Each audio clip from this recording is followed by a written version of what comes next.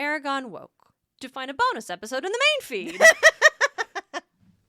Surprise, he didn't wake. He didn't wake. It's just a joke. It's just a joke. Hi, everybody. Hello. What you're about to hear is actually a bonus episode from what is now called the Dragon's Keep.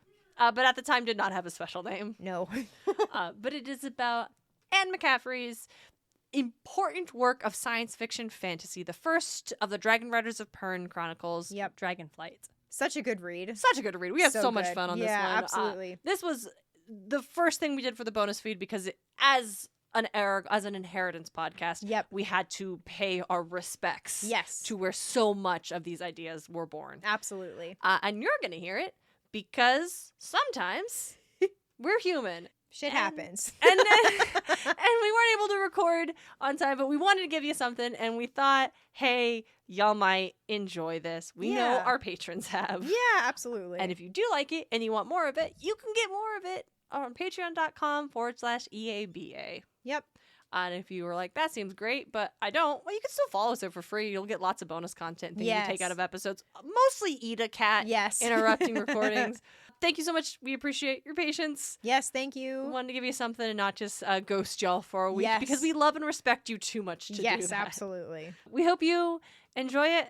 And if you don't, no worries. We'll be back with our regular scheduled programming in 2 weeks. Yep, for sure. We're excited to talk about Hrothgar's Gift. Hrothgar's Gift. I butchered that. And then what's the next chapter? Well, we're back to Roaring for a couple of chapters. Back to Roaring for a couple chapters. So yes, look forward to those. Things are heating up. Yep. Thank you all so much and enjoy. Yes, thank you. Drummer beat and piper blow. Harper strike and soldier go. Free the flame and sear the grasses. Till the dawning red star passes.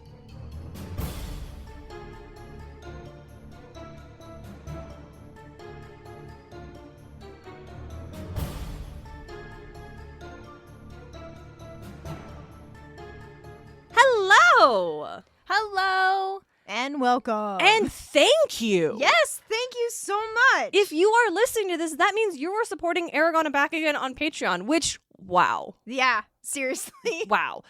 Thank you so much for helping support the show, even more so than just listening and talking about the show. Thank you for liking the thing we do for free enough to want us to hear another thing. Yeah. That's so cool. Thank you so much. Yes, thank you so much. And I'm very excited to go on this journey with all of you who are listening to this. Yes, I so much enjoy getting to talk about Aragon and like breaking it down chapter by chapter, but it is exhilarating just to get to explore, especially in the sphere of like, I think we could become very well versed in drag, which you already are, Lucy. Like, I freaking love dragons. I'm so excited. Yes.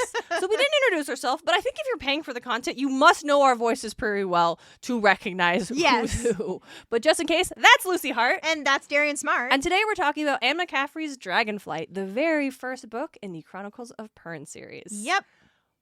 So, published in 1968. Yep. This is definitely... Listen, if you tell me that a young Christopher Paolini didn't read the Dragon Riders of Pern books, I will call you a liar. Yeah, there's a lot of influence. Yes, but I also think...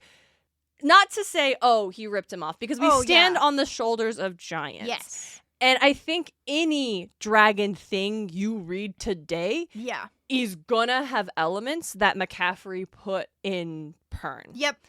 And I don't know if she is pulling from something else. Yeah. But I would be surprised if there was something that is so mapped out into this is dragon fantasy that we recognize it today. That would be maybe bits and pieces, but this whole everything from the writers to the bond with the dragon to the way they communicate, to like the structure of like these, like this is dragon. Yep. What did you think of this book, Luce? We haven't talked about this at all. Like we haven't talked. We refrained. We refrained from even texting whilst reading. When I first started it, I literally had to, because usually when I'm listening to a book, I usually do multitasking. So I'm like playing a game like Stardew Valley had a recent update, so I've been like playing Stardew Valley while listening to books. Like that's sometimes how I get through Aragon chapters and stuff like that. Or I'm like playing another video game, or I'm cooking dinner, or I'm driving in my car. I could not do that with this book. No. I literally had to, when I first started it I had to sit down, do nothing, and really listen to like the first 2 to 3 chapters before I could get into it. Mm-hmm. Overall, I thought it was a pretty good read. Mm-hmm. Like overall, I thought it was once I actually got into it, I got my claws into it. I was able to. Claws. I was able to like listen to it while doing other things. Like I could concentrate, and like take in stuff. I find there are some problematic. This is a 1960s ass fantasy sci-fi book. Oh my goodness. Yes. It's definitely, I kept thinking, I'm like, this is a product of its time. Mm-hmm. Yes, indeed. Yes, indeed. And even still, you could tell it is a product ahead of its time. Yes, it really is. But very much still influenced. Of its time. Yep, absolutely. The first time I read, I sat down and I'm like, okay, I'm so behind. I think you had already finished it at the time, or we're very close to. So I was like, I sat down. So I read the first 100 pages, which is all of part 1. Yeah. I realized when I finally like got to, I'm like, oh, okay, that's in the entirety of like, 'cause it's part 1, part 2, part 3, part 4. Dustfall. Yes. I've got it on Libby, so I can. Oh, shout out to the map. You would know, but Lucy, there is in fact there's a map. I love the map. There's a map of Pern, which hell yeah. Oh, that is actually super. Now, unfortunately, it's a because I'm reading it on Libby, so it's an ebook version, which is not the unfortunate part. The unfortunate part is that the map is like they just scanned it, and so it would obviously appear in the book on 2 pages, and so on my phone I get half the map and then the other half the map, so it's a little. I guess if I hold it like there, but yeah. Where Search, Dragonflight, Dustfall is part 3, The Cold Between is part 4. Yeah. So, first 100, I feel like I was very surprised with how quick things happened. Like, it felt like the first 100 pages were what I would have expected another novel of the era to have been. Like, just The Search and Lhasa, who is... Okay, hold up. Let me read... a description of this. Yes. Because this might be, I think a lot of our listeners on Aragon are very familiar with that. Yes. This one, oh my God, I keep searching Dragonflight, but I need to search Dragonflight and McCaffrey because World of Warcraft released a thing in 2022 that was called Dragonflight. Yeah. Okay. Let's just check out the Goodreads description. Yeah. 4.09 stars out of 137,000 ratings and 4,269 reviews. Mm-hmm. I don't know if that's good or not, but that sounds good. I was going to say that sounds pretty good. Okay, so I'm just skimming over this now, and I'm already instantly deciding it's not a good description, but I'm going to read it anyway. All right. How can one girl save an entire world? And yes, it does say girls there. Interesting. To the nobles who live in Bradenwyn Weir, Lessa is nothing but a ragged kitchen girl, which is not the right place. It's not the where. Yeah. It's Rotha. Yep, it's Ruatha or whatever. So I'm immediately bailing. Yeah. Let's go to Amazon and read what they have. All right. On a beautiful world called Pern, an ancient way of life is about to come under attack from a myth that is all too real. Lessa is an outcast survivor, her parents murdered, her birthright stolen. A strong young woman who has never stopped dreaming of revenge.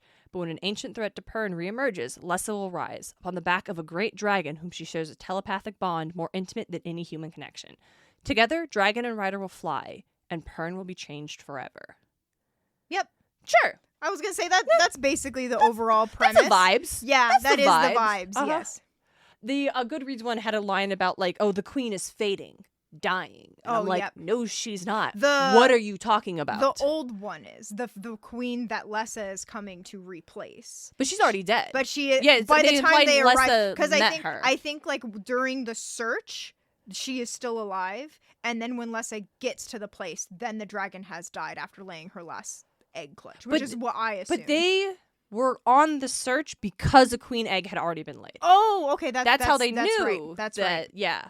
That's right. So So yeah, I think that I don't know if the queen was still dead at that, because when they get there, the dragon is dead. The dragon is dead when she sees it. So it's still wrong to say that she's fading dying. Yeah. And it feels like the queen they're referring to in the screen, she meets this big magnificent queen. Yep. That's Rameth? Yes, I think that's right. I was so jazzed. Right. I'm like, Lucy is listening to it, and she'll be able to tell me how to pronounce all the words. Yes, so I think that is how you say her name. But I also and it's also not true, because when Ramuth, something like that, when the queen dragon is born, she is splendid. Like, she is gorgeous. Instantly gorgeous. It talks about how she is just what the old queen was and way more. Like, she is way better, and how what is Lessa? What is she called again? She's the werewoman. The werewoman. How the old werewoman didn't take care of her and didn't really care about her duties. Should we get into the Jorah of it? Because I'm like, oh no. There's a lot. There's a lot. Because, I will say right off the top, and I think this is something that I will continue to bring up, Lessa is a very strong woman. I like Lessa. Yes, she is great. She's written to be a very strong and independent and woman who can create her own ideals and stuff like that. But without being just a hashtag strong independent woman. Like, she has her very real flaws. Yes. Like, she has her very real shortcomings and makes mistakes that almost lead to total disaster. Oh, yeah, absolutely.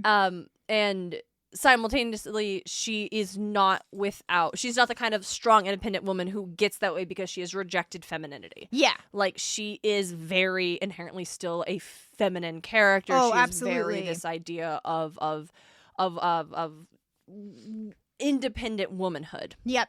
You can see, because I appreciated that. Yeah, and especially I'm gonna add this real quick. Because I did some research on this. Written in the 1960s, which is on one of the. I didn't do a deep dive, but on one of the websites I read about the 1960s and the feminist movement. Yeah, of the first wave feminism. It was big. It was the second wave. Oh, it was the second wave. That's how this 1960s is described as the second wave of women coming more into human rights. Yeah. And they were entering. The 60s was all the civil rights. Yeah, movements. they were entering the workforce. They were taking contraceptives. They were doing all of these things, and it was they were being more comfortable with being single and not getting a husband, having kids, not being told you have to it's the world was being forced to be made comfortable with the idea that women did not have to have husbands, have to have children, especially after the 1950s America, you're seeing people across the board be and women wanting other identities than being a wife and mother, they wanting to be pursue their own dreams. And I think Lessa is a very good example of that, of a woman being no, she's strong, she can make her own decisions, she's not needs help at every turn, she's not a fainting lily, lilac, daisy, something. Yeah. She doesn't shy away from danger, but plunges right in, which is it gets herself into trouble sometimes. But so I really think that, I feel written in that time, it was a really good thing. It really felt the women's movement, oh, yep, yes. You can see it, absolutely. And I again just really like Lessa in all of that.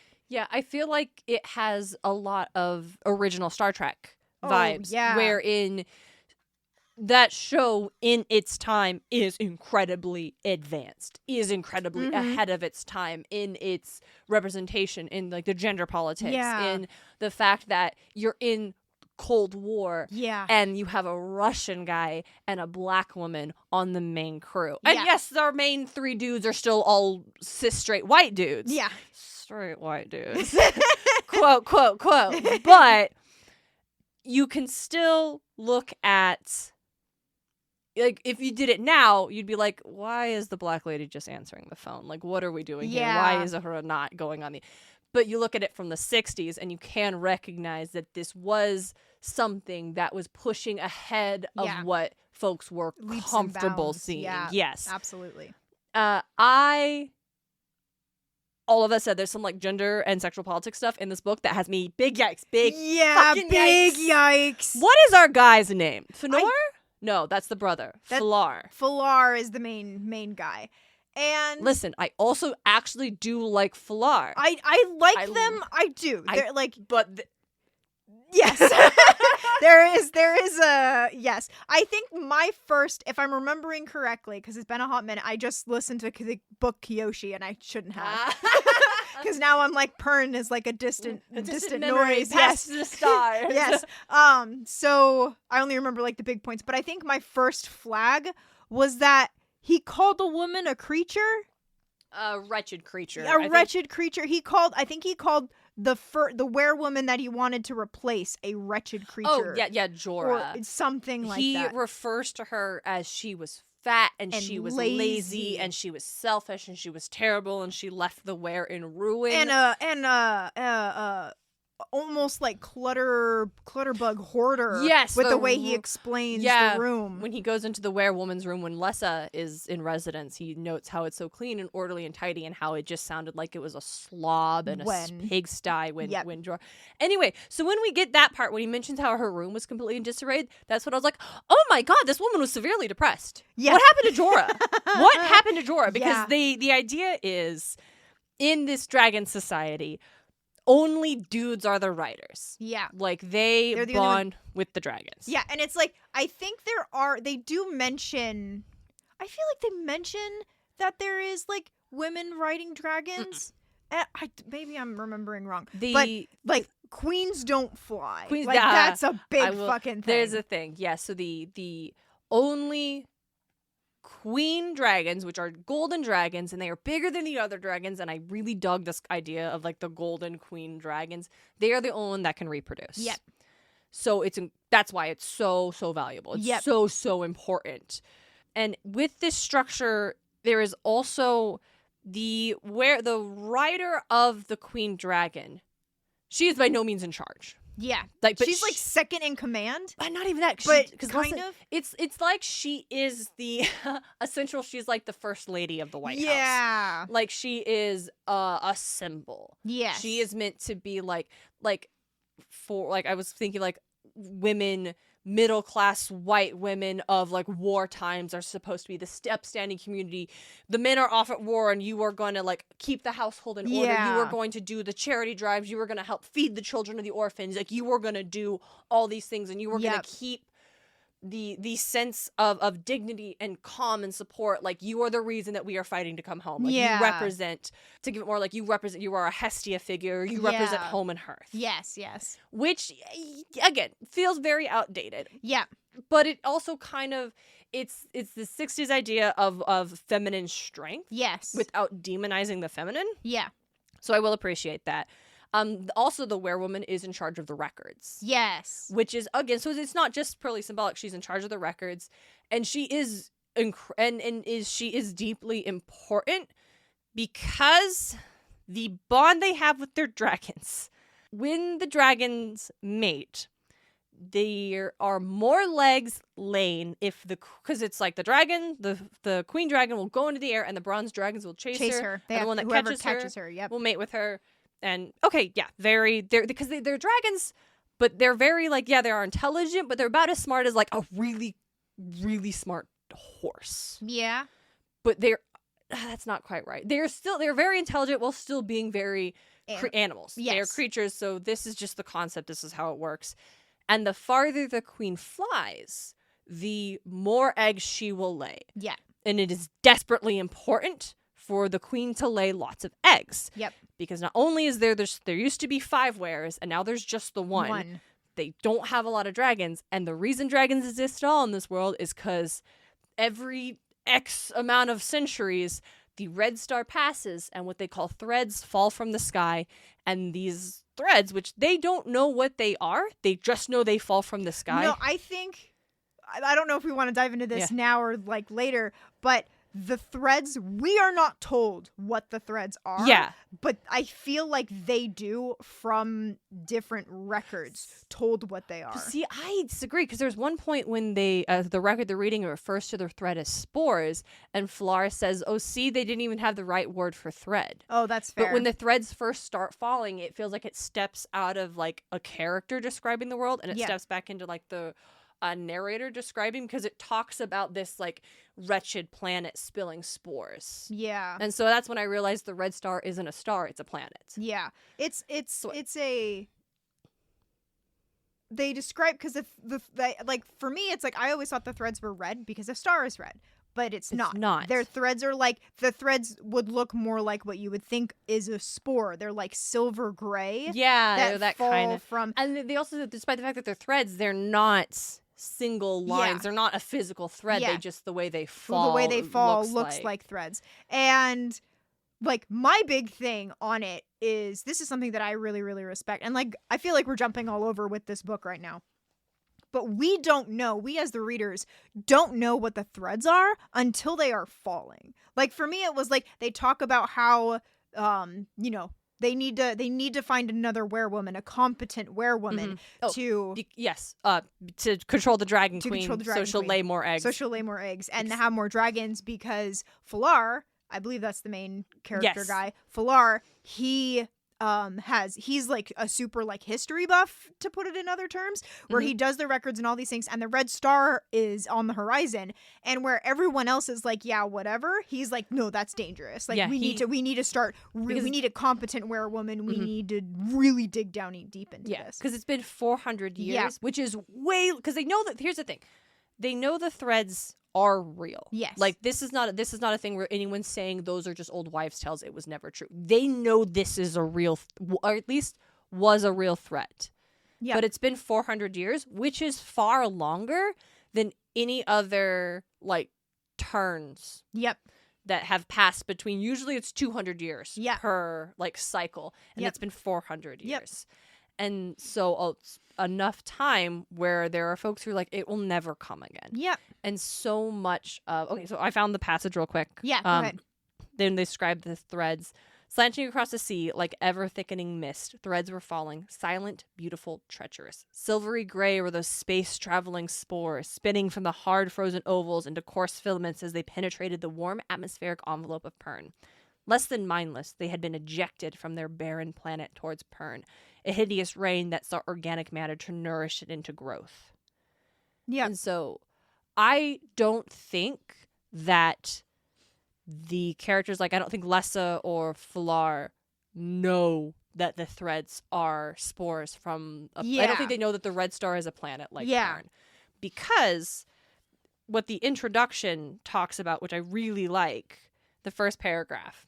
When is legend legend? When is a myth a myth?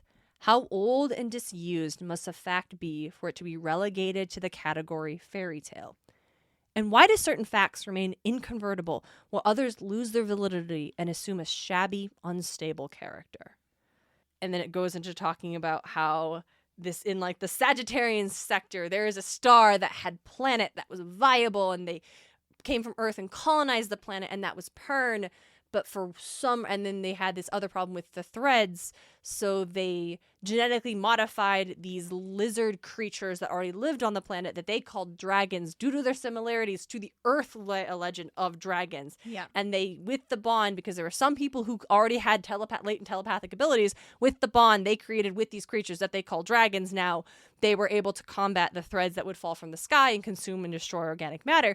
And then, for whatever reason, they don't know why, they lost contact with the rest of the colonies. Yep. They used to be an interconnected space, like I mentioned Star Trek earlier. I'm picturing something like that. Whatever happened, it collapsed something. Yep. And now it's just them. And then some that Pern. Time, they forgot that they came from somewhere else. Yep. That history is lost. And that is the theme of the book, where now we are in a time where essentially you're getting medieval vibes. They were like lords of the lands, and no one's got technology really. Like there's no tech, right? Yeah, really. And they even talk about when they're going through records, how some of the records they have that's falling apart, they're so old, but if they get to a point where they're over 400 years old, those are still perfectly preserved. Yeah. Because they had some technology to preserve them that they just don't have anymore. Yep.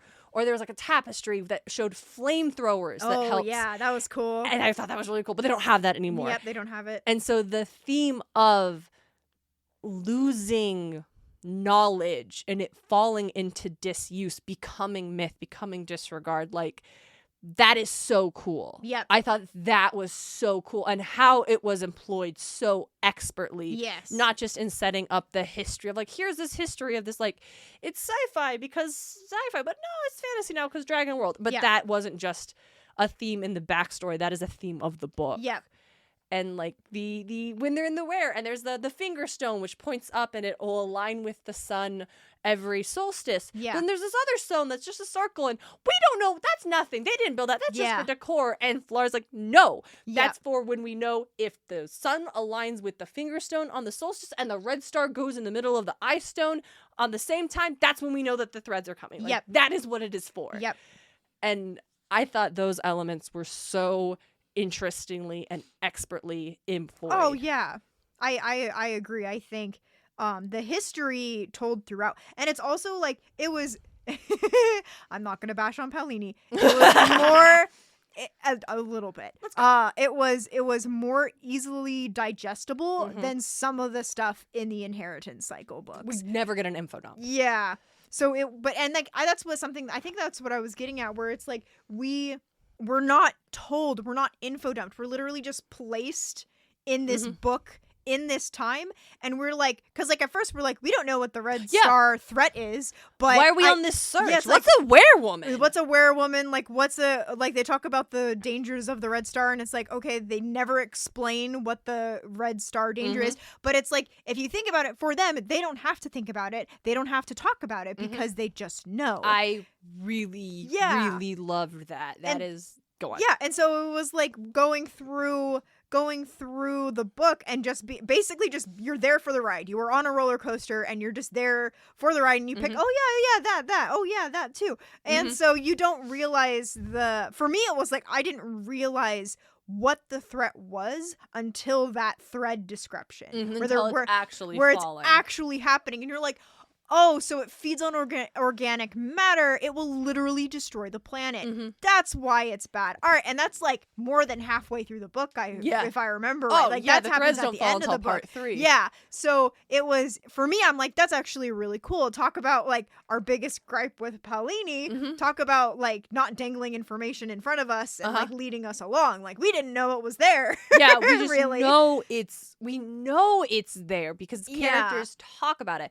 But yeah, I knew it because I guess now this is time to tell my hairstylist story. Yeah. When I was in 8th grade and get really into the Aragon books, I had a formal event, a dance. I don't remember what it was, but I went to a hairstylist and they had their whole salon decorated with dragon. That's so cool. Like cool, not just like dragon, but like cool that like you walk into like a wizard's place and there's like the table is a dragon holding up a plane of glass, and it was like, oh, that's so cool. And I told that, like, I really love Aragon. And she's like, oh, he stole everything from Anne McCaffrey and Dragonflight of Pern. Oh, no. Let me tell you. Which is like, okay, yeah, that was like the vibe of the era. But so this lady was super nice. And she got, while she was like waiting for my hair to finish like setting, so she did the part and we're like putting the curlers in it and letting it set. And she like got a whiteboard marker and was drawing on the mirror the like space map of Pern. That's so cool. And the way the red star orbits around Pern and what it is and all of those things. And anyway, that was like 15 years ago. Yeah. 15, 16 years ago. Yep. And I just now am reading it. Yep. But yeah, it was very cool. And so I walked in more aware. And so I was very surprised by how long it takes to tell us anything. To talk to it, yeah. And probably just because I was like, oh, yeah. Because the threads and the red star are such a central part of, I think, the Pern stuff. Yeah. That I would imagine even folks who are very well-versed and read them all the time, you go back and you maybe forget, oh, right. She doesn't just come right up and tell us, like, we have to be in this book for a while. Yeah. The one thing I noticed that I really liked is that, like, I don't know what's going on goes away as you organically learn more and more about the world. Which I really love that about this book. Yeah, and eventually, like, I felt it most with the teaching ballads. Yeah. Like, the way information is passed down in this world is so largely through the Harpers. And they are the ones where they're bards. They're basically bards, and their job isn't just to entertain. Like, they have teaching songs. They are supposed to tell these songs to teach again and again, and these things you need to know. It's like oral history. Yeah. Like, this is what happened. Pay attention. Yes, this is so important. Yep. And we also note that, like, some of, like, the lords of the different, like, holds, the different, like, realms of this area didn't like a lot of these songs that were, like, not letting them be played because they didn't, just the way we lose information, the way we lose knowledge was a really big part. But because they're like what I recited at the top of the episode, that's the first ballad in part 1. Yep. And the first few of those, you're just like, okay. And then the ones towards the end, I started being like, oh my gosh, that's what that means. Because I now had the understanding of the world. Yeah, it really helps having that broad picture. And then you're like, oh my God, that's what that is. Yep. Oh, that's what that is. Oh, that's so interesting. That's what they got to do. And yeah, it was very cool. And it's not just, like, praising McCaffrey again, not just here's a fun quirk of the world, here's some flavor with the bar. The teaching ballads are an integral part of the plot. Yep. And, like, one of the big things I like is the Harper, one of the main, like, the Harper. Oh, I love him. I love him. He's my favorite. He is my favorite too. I love him so much. Character. I love him so much. But he comes in and he is fully admitting, like, we've dropped off our teachings. Like, we're not doing as much as we should be doing. Mm-hmm. And I just love that he just owns it. Yeah. And he's just like, yeah, no, we done fucked up. And he's like, I think he even says, like, he wants to go see if he can research stuff. Or he wants to get into the records. Yeah, and see if he can find more records of more Harper songs that might have been lost that can help in their situation. Mm-hmm. And yeah, I just love the fact that he's so proactive and being like, all right, we fucked up. Let me do the thing. Yeah. And he is, I think I love this world so much. Oh, I think I will keep reading more of them because I really love the world of Pern, and I love the Red Star thing, and I love the way the dragons work. And I think I would really, really love the 2024 version of these characters. Yeah. Like, I think that's mostly my biggest thing is that it is so very, like, oh, like, they, like, make it a joke, like, whenever Flar gets mad at Lessa, he, like, physically shakes her. I have such a problem with that. Such a problem he with shakes that. It's all the time. He just shakes her, and he sits there and he's shaking her and shaking her and shaking her. Here's the thing. It's always when she's really done something. When she that's not me saying that that's not an excuse. That's not. But it's like, it is very much like when she has, like, for real being like, okay, Lessa, I need you to, like, not to, like, he shouldn't shake her, but, like, it feels for the time a proportional response. Yeah. He doesn't, I think he does hit her at one point in time. Or does he just shake her? I think he slaps her. He does slap her when she's she goes, it's the very stereotypical woman goes hysterical, man slaps woman to bring her out of it. Like, that's what it was portrayed, Yeah. I think that's when she goes back in time. There's time travel in this. There's time travel because, let's be real, this is a science fiction fantasy book. Don't let the dragons fool you. Yep. We're playing sci-fi stuff. And it's, there's teleportation. Yep. Because the dragons can travel between. Yep. This, like, layer of cold nothingness that they just go into and they come out anywhere in Pern. Yep. As long as they can picture it clearly. Yep. And by accident, Lessa learns that they just don't go between space, they can go between time. Yep. And what I love about that is that the dragons are so confused why their writers are confused. Yeah. Because the dragons are like, you told me to go here and so I did. And so like, I did. I don't understand what the problem is. Yeah. Like, I love the aspect that for dragons, time is nothing. It's now. Only now exists. Yeah. And so, like, going back in time becomes the now. So the dragons are just like, yeah, whatever. Like, I don't. Yeah. I'm just here. I just do the thing. They're, like, bemused when the writers are like, oh my God, it worked. And they're like, why wouldn't we went, like, we went somewhere else. Like, it's like, you told me to do it and I did. Like, we do this all the time. Like, why are you so... And I also, like, it was an accident, but it doesn't feel, oh, wow, that's convenient. Yeah. Like, it's so well crafted. The Lessa learning how to go between. And then wanting to go back to her home. We said it earlier. We just said it. And now I'm thinking Ramath, which is the dragon's name. Ruatha, Ruatha, which is her home. And like, and so she pictures it, but she pictures it how it was in her youth when she was happiest. And I remember like listening to that part and going, hold on, if they're meant to have like a very clear picture in their head about what it's supposed to look like, if this is before she time traveled, I was like, she's picturing it from her youth and not what it is now. Isn't that going to be problematic? And then she travels back in time. I'm like, I fucking knew it. Yeah, she did. And to like, and in the lineup of she traveled back in time to the day, she is basically a princess, right? And when she was 11 years old, man came with an army and slaughtered her whole family and took over. And she shows up on that morning. Yep. Because she's picturing when she was happiest, the last morning she was happy. Yep.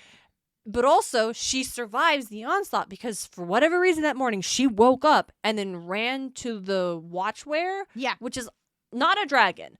It's a dragon, but like a lesser dragon. Yes, it's basically another kind of dragon, but the dragons don't consider it a dragon because it's not a dragon. Yeah.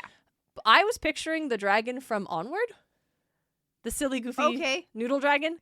Like, I was picturing that kind of thing. Yeah, like, not a winged majestic, but like, and it's kind of like a watchdog. Yeah, it's like a watchdog, and it has clipped wings, so it could fly, but it can't anymore. Yeah, and it's chained to its cave. Yeah, we don't get a lot of but so I do think the watchwear in Lessa's time probably wasn't treated that as poorly. No, and then because when that one dude takes over 7 of the places, then we're jumping all over the place. Yeah. But I just love the way it lines up because she talked about earlier how she woke up that morning and for whatever reason ran and hid in the watchwear's cave, and the watchwear protected her. No one went in there. Yep, and she was very confused as to why. Because I think like in the very first chapter, the very first chapter opens with Lessa. And she wakes up. And she wakes up and she goes and she looks out into the east, I think it is. And she reminisces the last time that happened. And it was during the morning of the attack on Ruatha, where her family was all murdered. Yeah, and she just feels this sense of something's wrong. Something's wrong. Yeah. And she doesn't know why. And obviously that morning it was like, oh no, a premonition, my family died. Yeah. But that day, nothing happens. Yeah. She sees the red star pulsing and she's like, is it the red star? I don't know. Yeah. Well, here's what we find out. Yep. Being in the same time in different places is psychologically not good. And I love that. I love that they include that. Like, it's all of a sudden. There's a cost. There is a cost and risk, and I fucking love that. So the reason that young Lessa woke up that morning was because older Lessa was there. Yep. And she also was there, and she's seeing them start to invade, and she asks her dragon, why didn't the watchwear call out? Why didn't he warn us? And Ramath tells her, oh, it's because we're here. Yep. Like, there's a queen in the sky being ridden by one of your family's blood. Yep. Why would it think anything is wrong? Yep. Oh, that was devastating. That was really devastating. It's my fault. And then it's like, it's not your fault because it's the guard's fault who got bribed. It's Fax's fault who took over. It's not her. But there's this moment of it's my fault. It's my fault. Yep. But she realizes she's like, we can't be here. Yeah. But she's like, because she can do kind of mild Jean Grey psychic stuff. Yes. Like, she can't communicate telepathically like she can with her dragon. And also all the dragons. All the dragons, which is so cool. Only she can do that. Only she can do it. I will admit, Lessa # not like other girls. Yes. Like, that's another problem, is that Lessa is so great. Yeah. And almost every other female character in this book is not. They are vindictive, and they are vain, and they are petty, and they are lazy, and they are greedy, and if a man isn't there to control them, they are dangerous. Yeah. And that's some 60s ass bullshit. Yeah. but so she does like sin to herself, basically compels, because it's a thing we know she can do. She did it earlier. Yes. She destroyed Ruatha, basically trying to get the man who took over to relinquish claim on it so she can roll up and be like, hi, I'm the lost princess. This is my birthright. I want it back. Yeah, you relinquished claim. I'm the only one who has authority to it anymore. Like that. When I talked about the first 100 pages, that is her goal in the first 100 pages. Yep. It's been a decade. She's basically let herself she looks like old woman. Old, wretched, like when I think Flaw refers to her, refers to her as the wretched creature because she has just let herself become so decrepit to disguise herself for safety. Yep.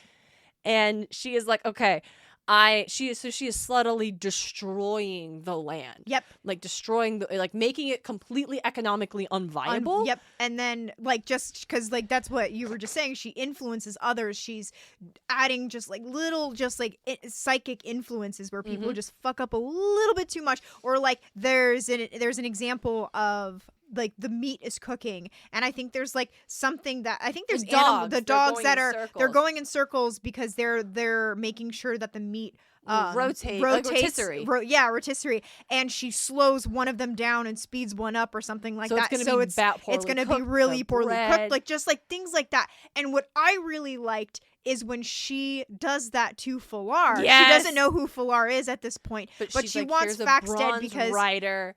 And he heard Fax just say he would give up the land if it wasn't viable. We just proved it's unviable. And she's literally goading him into speaking. Yeah, being push him, make him, and he'll challenge you and you'll fight him. And I'm sorry to interrupt. No, go ahead. Flar's he's like, why am I?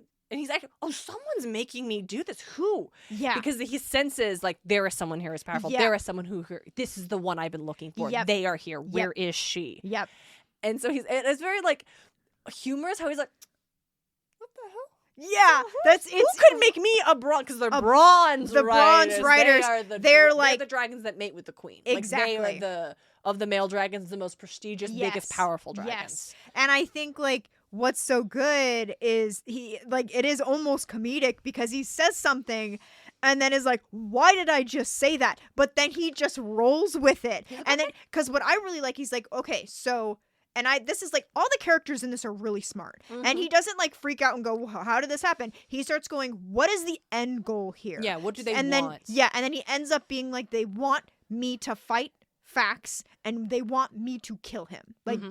He realizes that's what's happening. And he doesn't know who's doing it yet. Yeah. But he's not sure why they want that. But okay. But he's been with Fax for a while, and he does want to kill. He does want to kill him. He's Fax actually is bad. This is a bad man. Bad man. Bad man. Does bad things. Is awful. Not just the murdering of the whole family to do a coup. Because sometimes you got to do a coup, and sometimes you got to do a coup. You got to end a bloodline. It does not sound like this was a coup to overthrow a violent, unworthy regime. It was just a coup to take power. Yep. And listen, I don't tolerate just a coup to take power. Okay. Yep. So. But he very much is and even his dragon, Menmoth? Yeah. I love all the dragons. I love all the dragons. They're so good. He also very much wants to kill Fax. He very much wants to kill Fax. I could just kill Fax. Why don't we just kill? I could just kill him right now. Yeah, we could just kill do him. it. Just kill him right now. Just as an example of how bad Fax is, because this really pissed me off. Is his main woman or something? Lady Gemma. She's 40, 50, has had a bunch of kids. She's had a bunch of children. Her constantly pregnant. And he keeps her constantly pregnant. And then one of the maids tells Lessa or something like that. Or she tells Flor. She tells Flor that he is hoping that one of these pregnancies will kill her eventually. Which is what the fuck? And go ahead. Yeah. Oh no. Because it's because Flor meets all of his wives because they're looking for any woman they think will be capable to be the werewoman. Yep. And the idea is you want a woman who's intelligent, strong, independent, capable. And a lot of the women he meets are not that. Yeah. And at first, has the blood. Yeah. Also has the blood, which is weird. But also later on in the book, when they get a bunch of new, they get boys from the farms in the holds to come be dragon riders. A lot of more of them are chosen than the boys from the were. Yeah, it's almost implied that doesn't matter. It doesn't really matter. Lessa, it did. Yeah, Lessa it does because I think what we said earlier is the connection between the werewoman and the golden dragon queen is essential. Yes, you need a werewoman that matches the queen of the dragons. The last great werewoman was actually a woman from Ruatha, where Lessa is from. Yep. So a distant, not her great grandmother, which we find out exactly could not be her great grandmother, but a distant aunt. Yeah, I would feel would be absolutely. But all of the women he's seeing are just not that.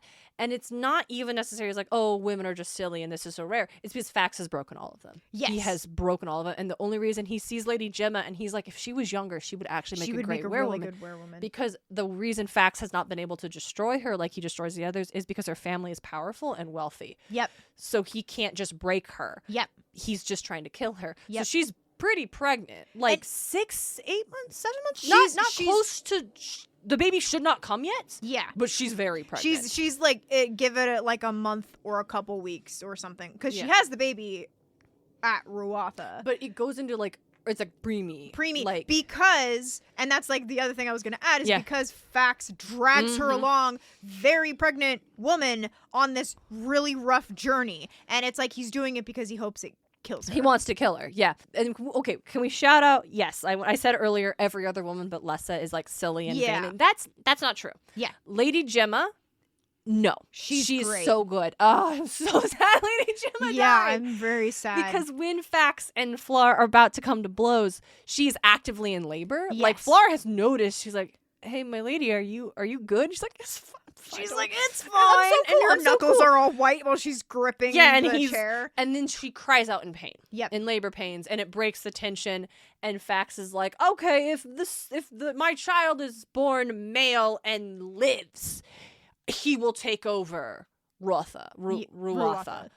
And then Lady Gemma is whisked away, and they need someone to go get the birthing woman. And so Lessa is in the room. She's been instigating everything Flar sends her. She goes up there, and what she realized, and so it's because she cried out in pain, it broke the tension, and Lessa was mad. So close. She's livid. So she's like holding her hand because she's just in there, but she's like gripping angrily. And Lady Gemma's like, "What did I do to you?" Yeah. And she's like, "Why?" Because what she realizes, Lessa realizes, is that Lady Gemma is not crying out now. Yep. When way more along, like the really would be more painful, she's not crying out now. She did it on purpose. Yep. And she even says she did it to protect the Bronze Rider. Yep. He will kill you, Bronze Rider. We have so few. Yeah, we need all the Bronze Riders we can get. Because she's someone who still believes in the Red Star. Yep. And so Lady Gemma does die in childbirth. Lessa goes downstairs and lies and claims that, it was male and he lived. Yeah. Which Fax freaks out about. And they get Flar into a fight. jumps in. He's like, you said, you can't just say, he's like, how dare you, and attacks Flar, and they duel and he kills him, and it's great. Yep. But also, at that point, Flar realizes it's Lessa. Yeah. Like, he absolutely is. Because also, Lessa was never going to let him die. She's like, how could he die with me supporting him? Yeah. She's very confident. Yes. So, Fax hits her, and Flar's like, if he killed her from him, because she collapses to the ground. Fax if he killed her, I'm going to fucking lose my mind. No. Like, absolutely. I just found the person I've been searching for. No. And we're still at this point. Don't know why he's doing this. Yeah, we don't know why the search is happening. We don't know the importance of it. We're just like, okay. It's great. So that's anyway, so Lady Gemma's son does survive. Yep. I think they say that they remove the child from the perform body. She's died. They perform like an emergency C-section. Yep, and then get the child out and lives, and he is male. And he is male, and he will be the Lord of Ruatha. Which Lessa is pissed about. Lessa is so mad about, but what I love about that is Flar comes in and does some like manipulative. He makes some comments about which I'm like, but I'm also like, because his end game is he recognizes the importance of, we need a powerful werewoman, we need a queen to lay a lot of eggs because the Red Star is coming. Like, everything he does is with the acute understanding and conviction that Pern is in danger. Yep.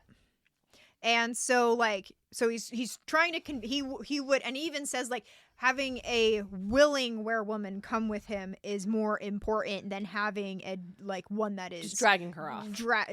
And so he is trying to convince her, and I think he's the one that one of his comments, I can't remember if he's the one that suggested it or if she comes to it on her own, but she starts to see the child not as Fax's but as Gemma's. Yes, he says, Lady Gemma died because of you. Yeah. Because she did. Yeah, because I think Lessa could have done something to prevent it and didn't. And then that caused, because her hesitation caused her death. Or it was something like that. The being goaded.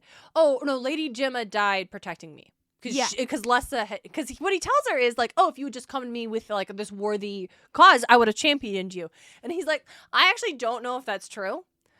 Because I'm focused on my own thing. I'm just going to tell her that to manipulate her, make her feel bad about Lady Gemma's death, because he does think it is her fault that Lady Gemma did just die. And I think like she also, even before that happens, like she is blaming herself, because I think like I feel like if I'm remembering right, Gemma is dying, and Lessa says she can do something with her abilities or something to help Gemma in that moment. And she doesn't. And she doesn't, because she says if she dies, the child dies, and that means she can go down and lie, and I can kill facts. So she hesitates, and Gemma dies. Oh, right. And then she runs down. And so what he does is he I think what Fuller does is I think he just mentions that, and then he sees the guilt in her, and then he really digs in. Yeah. Because she is already feeling awful because she's like, I did that. Yeah. But what I said earlier, I like the fact that she starts seeing the child as Gemma's, because she really liked Gemma, and she feels awful that Gemma died, not facts.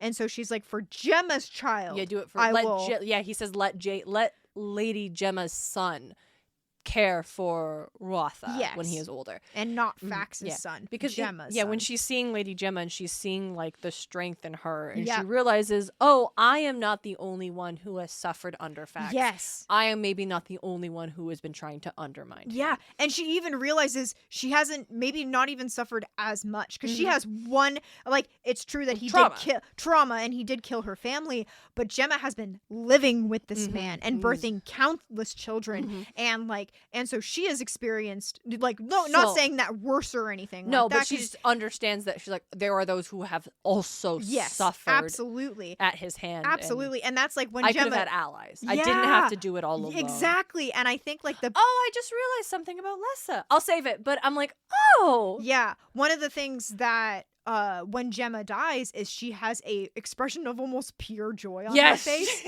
She's like, fuck you, I'm gone, I don't have to deal with this anymore. And it's like her last fuck you to Fax. And I'm like, part of me is wondering, I'm like, I wonder if she was even like, if this child dies with me, then that's even more of a big fuck you to Fax, because I'm not giving him an heir or something like that. Yeah, but I don't know. I feel like that's really dark. It's hard to say. Like, or maybe she's like I want to get out, but I want the child to survive, because if it's male, it can take over Rotha, and like we can.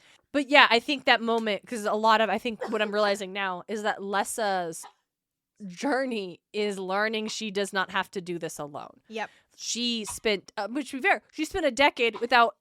She was 11. She had no way of getting any allies. Like she in her head was alone and had to survive, and then that just became a fact that she had to. It wasn't just I'm alone and I have to survive. It became I have to survive alone. Yep. And then Flar gets her to come with them. She is the one who bonds with the queen egg in a very wild sequence. Oh, I love that. I thought that was really. I didn't love that every other woman was crying and hysterical. Yes. Because because again, Lessa # not like other girls. Yes, but. What I liked about that is because, like, I guess, like, I was again comparing it to Aragon, when, like, Aragon's bonding with Saphira and how, like, quiet and so gentle and intimate and elegant. That's the word. And in this is like. It's scary because all these kids show up and they're like young women and young men, and these dragons are just babies and they're blundering around and they don't know their own strength, and they will like accidentally run into. Scared. Yeah, they're just born into this wide eggs world. Are all hatching at the same time. And like there's some that like there's a baby dragon. I can't remember if it was a bronze or not, but a baby dragon, not the queen, kills one of the boys, like grabs him and shakes him, and then walks over to another boy. And then there's I was like, oh my god. Yeah, it was like, I think one of the women dies too. Yeah, I think that's what. Maybe I'm mixing the two up, because I think I do remember one of the dragons walking over a young man and like scratching him up really badly. I think that I remember that because one of the boys does get badly, because there's a bunch of boys and they're also really scared, but they actually understand what's going to happen because they were all raised to do this. And even Flar tells Lessa, don't be afraid. Yep. And don't let her eat too much. Yep. And she's like, what does that mean? That scared me. I'm like, is the dragon's gonna eat the people? I thought the dragon was gonna eat. I really thought he was gonna be her and then first test. It didn't. I was so glad. I was like, thank you so much. Is that why you get a bunch? Is that she picks one and then she eats the rest? And you have to try to stop her from eating the. No. But it doesn't. No, that's not what happened. But then one boy gets badly scratched, and then a different dragon bonds with him. Yeah. And Lessa notes that like the boy seemed to like trying to comfort, because the dragon was worried and trying to comfort the dragon that, oh no, it's not that bad. It's okay. Yeah, because Lessa can feel all the dragons. Yes, she can hear and communicate with all of them, which is not a thing and that anyone else can do. Yeah, so she can feel that the dragon is scared and feels guilty for hurting the boy, and then the other boy is comforting it. Yeah. So she can feel and hear all of that. I also, the bonding is so cool. Yeah. Like, not just like that sequence is really cool. Because I think it also doubles down on the animalistic nature of the dragons, where they are very intelligent, they are noble, they are loyal. Yep. They are also creatures of instinct. Yep.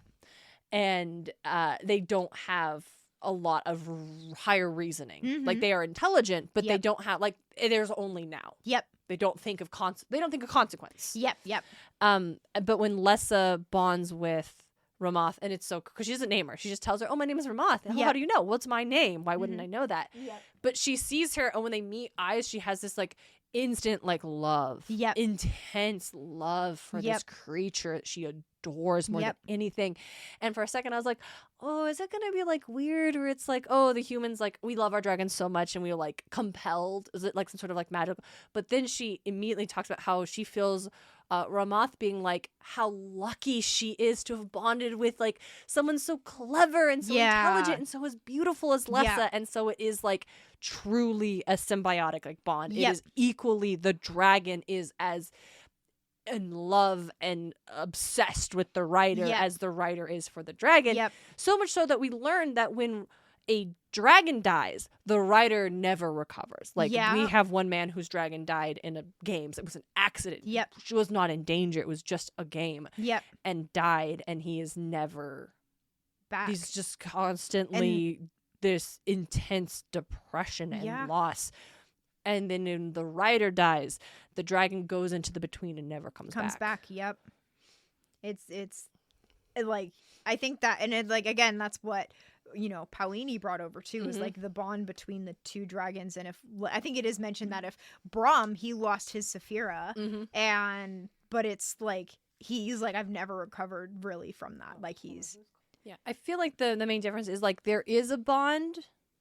Though when we see like when Aragon and Saphira have like the impression, there's a bond, but it's not to the extreme. It's not to the intense. Yeah, like, intense. I think where we are now, where they are like, yes, ride or die forever. This is my dragon. This is my rider. Yes. Like, it feels like in this one they build to that. It becomes an organic relationship. Yeah, that is the inevitable outcome is this kind of depth. Yeah. Whereas in Pern, it is immediately. Instant. Yeah, that's true. Which makes sense, especially with Lessa and Ramoth, where she has to keep Ramoth from overeating, which she's was so hungry all the time. Yeah, and that was the old werewoman's problem with her dragon, where she couldn't do that, and the dragon just gorged herself. So she could not fly as far as fast, so the clutches weren't as big. And because again, dragons only have now, they don't think about that. So when it's time for Ramoth to do her first flight, Lessa is like, do not eat, you can just drink the blood. Like, and it is a constant battle. It is a constant battle of letting her, because when she wakes up, it's especially after like the first like 3 bucks or whatever it is, the 3 deer or whatever animals that they eat. But it's a struggle of, you cannot eat, just drink the blood, and and she has to do it 3 times before Ramoth. And it's exhausting. Yeah, it's exhausting. And then Ramoth is like, oh, okay, I know I actually know what's happened. It comes to her senses a little bit, and then she's able just to drink blood on her own. Yeah, she's like, okay, she's fine, like, okay, fine. I get it. I want to fight with you. Yep. And I also am starting to think that maybe I want to do something else. And then she's eyeing the bronze dragons like, oh, they're all hanging out. Like, they're all up there. Hey, what's up? See if you can catch me. Yep. I love that. That's really good. Whole part. And I also like, so it's the rider of the bronze dragon becomes the leader. He becomes like the were lead. And when they mate with the dragon. Yes. So when Lessa shows up, the former were leader is still in charge, and he is very into tradition, but also like not into like, he's into tradition, simultaneously does not believe the red star is a problem. Yeah. So the Weir has become very isolated. The Holds don't really respect it anymore. They're Yep. also not like doing anything to prevent what's happening out there. So it's like the world is in shambles. Yeah. And Les is over here like, why is this man still in charge? Why has F'lar not come and overthrown this fool? What are we doing? What's happening? This is ridiculous. So she starts getting things to happen, which is causing more problems, which actually causes the Holds to roll up, and they're about to rebel. And it's that's Les's thing. She's very impatient. Yes, she's very impatient because she also thinks she has to do it by herself. Yes. Like she doesn't confide in F'lar to talk to him about it. She just like comes up with these plans and just does what she wants. Yep, and I mean that's definitely from when she was a child, which is what she had did to do all the time and had to do for survival. So she's just, and I like that because it's showing that it's just a continual trait that she has that doesn't just go away now that she has people she can lean on. It just because she doesn't believe it yet. Yep, absolutely. She's also told by this leader, the original guy, Renal. Yeah, because I do like that their name is letter, consonant, apostrophe, syllable. Yeah, and we learned that is the father's name, and then the mother's name. Yeah, yeah. Or like the end of some syllable in the mother's name. Or if you were not born in the Hold and you were chosen by a dragon, it just becomes your first letter of your name and then the last syllable of your name. And I'm like, I love a naming convention with an apostrophe. Yeah, yeah. But she's like, one of the things Les is like, she doesn't get to fly. On Ramoth. Queens don't fly. Why do they have wings? Well, it's for mating. They only fly for mating. And that was like a big thing, like during the whole, like, again, we're going way off the rails again. But during the whole mating thing, it's like, you tell me queens don't fly. Like, Ramoth was having a great fucking time. Yeah, just obviously. Flying and like beating the bronze so like profoundly. Yeah, even without like the training and the practice they've gotten, she just does She just does it. So so good. Yeah, so Ramoth, so F'lar's dragon catches her. He becomes the new Weir lead. And just in time for all the Holds to show up, and they're pissed because Les has been letting some dudes steal their shits. Yep. Because they need food. And the Hold are supposed to, offer tithe, but they don't anymore. And honestly, I don't blame them because it doesn't really feel like the Weir's doing anything for them. Except they do need them still because the Red Star, but no one believes anymore. Also, they did roll up and like take a bunch of their women.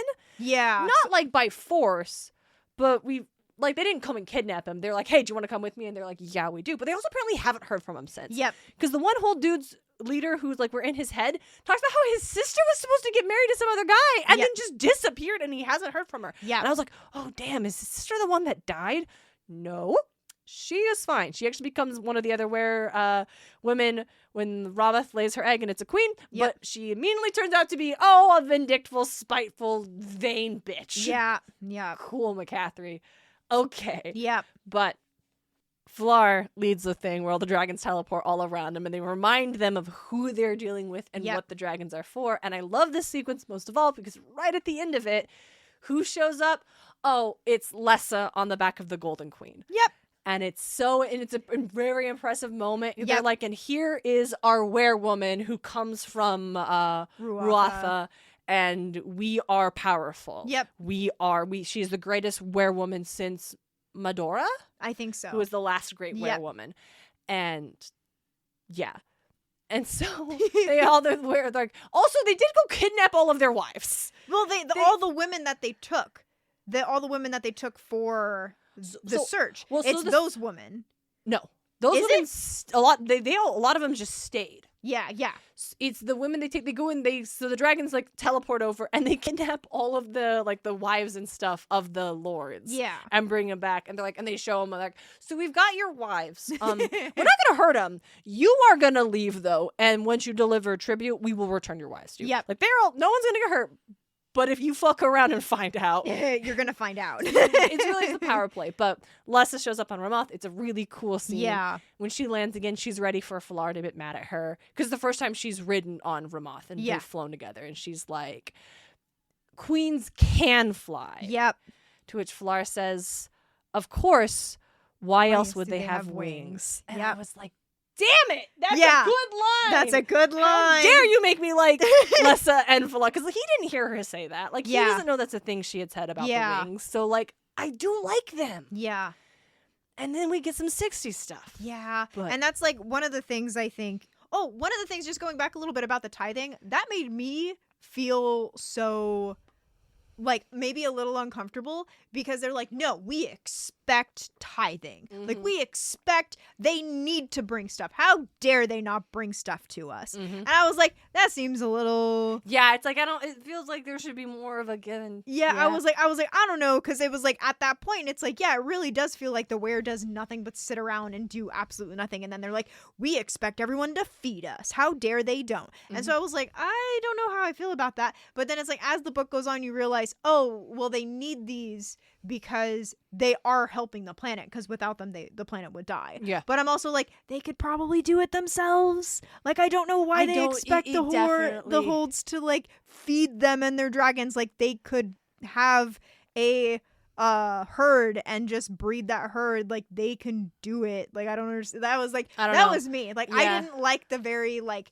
why aren't the wearers more self-sufficient? Yeah, and they just expect everyone to take care of them because we have to fight the threads every 200 years. And I'm like, I don't know how I feel about that. Me personally, I was like, eh. Yeah, I feel like y'all should have made some more systems. Yeah.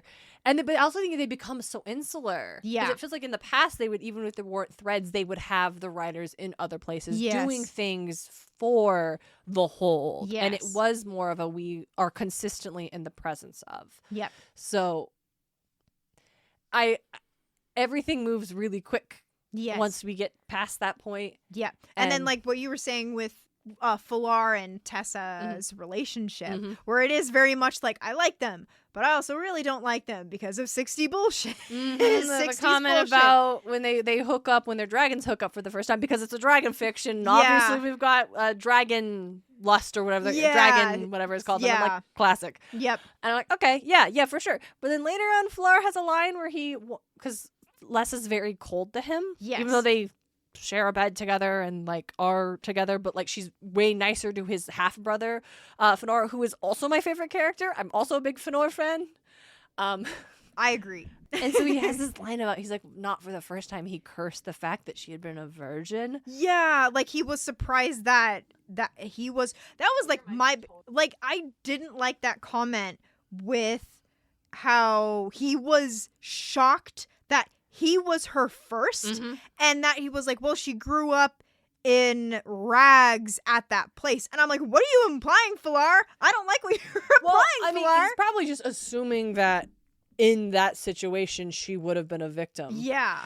And it's like, well, the reason she probably made herself look like that was so she wouldn't end up being a victim. Yeah. And because she can sense people's like intent and stuff, she was probably very like skilled. So like, yeah, and also like the reason he curses it is because he was not gentle. Yeah, and he's like, even though I was gentle every other time, if dragon lust wasn't involved, it might as well be called rape. And that's when I was like, what the fuck? That's why I was like, what the fuck? And he's like, he's regretting. He does look back and he's like, that sucks, and I really regret it. Like, but he's, her first time was better, which like I guess we're supposed to be like, wow, what a good guy if he had known. But it's also like, wait, what the fuck? But also, after the first time, he is laying in bed naked, and she's not in bed. She's like in the shower, I think, and he's just like, I did good. Like, that's his whole like reflection of the first time is he's like, yep, she's gonna like that. And then later he's like, well, that fucking sucked actually. Yeah. So I guess it's like, that's the hard part where you're like, for a 60s dude in a fantasy sci-fi book, you're like, wow, okay. Yeah. And for us reading it now, it's like, wow, okay. Yeah. So that's what I say when I feel like I would like their 2024 counterparts. Yes. A lot more. Yes. But it's like, yeah, so that's the big thing about like, oh, and also like that the fact that it's like there are only men are selected to be the writers. Yeah, and I do like that Lessa smashes that. Like I do like that, but sorry, continue. No, yeah, and she when she's arguing with the tradition about like, you know, why do queens have wings? Like there's a song about Medora's ride, like it implies that like queens would fly in battle. Yeah, and he's like, well, that's obviously not really what that song means. And it's like, okay, yeah, so I also want to make a quick comment if you're cool with this. For real. So when Falar and his brother Fëanor are on the search and they haven't found Lessa yet, Fëanor makes a comment about the woman, like, you could have picked that really pretty woman, XYZ. And for me, I'm like, that's a weird comment. Like, why would you do that? And then later you find out that during the dragon lust where the dragons are mating, the humans reciprocate, and and then Lessa goes to Falar, and you're like, oh, is that why they wanted the pretty one? Pretty, like, so they could have, Jesus fuck. And that also, like, shined a whole new light on the old were leader, just being like, with everything he said to Lessa, with, like, his knowledge of that is going to be what's going to happen to him if his dragon is caught. And I was just like, that is a slimy scumbag, and I do not like him at all. It is very, like, the, because it also like, it's interesting because, like, it's supposed to, like, everything everyone does around Falar is supposed to demonstrate how he is so dedicated to the cause. Yes. Because a lot of, like, there are a lot of other women that were found on the search and brought back, and they're all very, very pretty. Yes.